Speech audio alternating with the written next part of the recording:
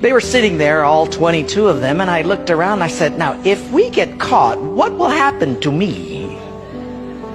They said, oh, you'll get deported in 24 hours and we'll go to prison for 3 years.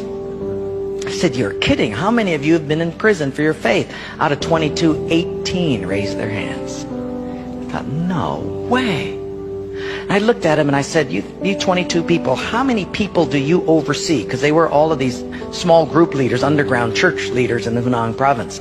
I said, how many, if you counted up all the people under your jurisdiction, how many would it be? And they counted them up and they said, little over 20 million. I said, what? See, we forget there's 1.3 billion people in China. This is crazy. Well, I had 15 Bibles and I passed them out. Obviously 7 didn't get them. And I said, let's turn to 2 Peter chapter 1 and we're going to read it. And just then one lady handed hers to somebody next to her. And I thought, interesting.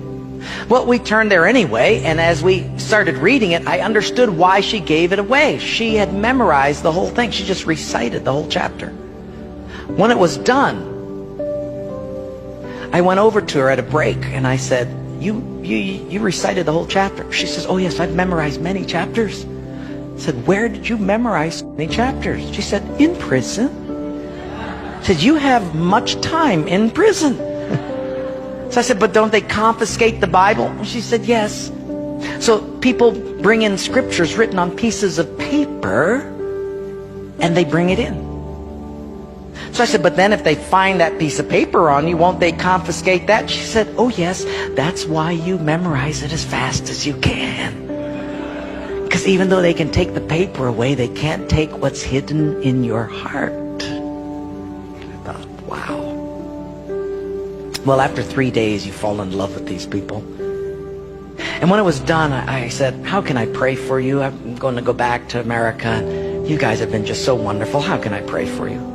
They said, you know, Wayne, you guys can gather like this whenever you want to in America. We can't. Could you pray that one day we'll be just like you? And I looked at him and I said, I will not do that. Big incredulous eyes looked at me and I said, why? I said, because you guys rode a train for 13 hours to get here. In my country, if you've got to drive more than an hour, people don't come. You sat on a wooden floor for 3 days. In my country, if people have to sit more than 40 minutes, they leave. You sat not only here for 3 days on a hard wooden floor, but you did it without air conditioning. In my country, if it's not padded pews and air conditioning, people don't often come back. In my country, we have an average of 2 Bibles per family. We don't read any of them. You hardly have any Bibles, and you memorize them from pieces of paper. I will not pray that we become like, you become like us, but I will pray that we become just like you.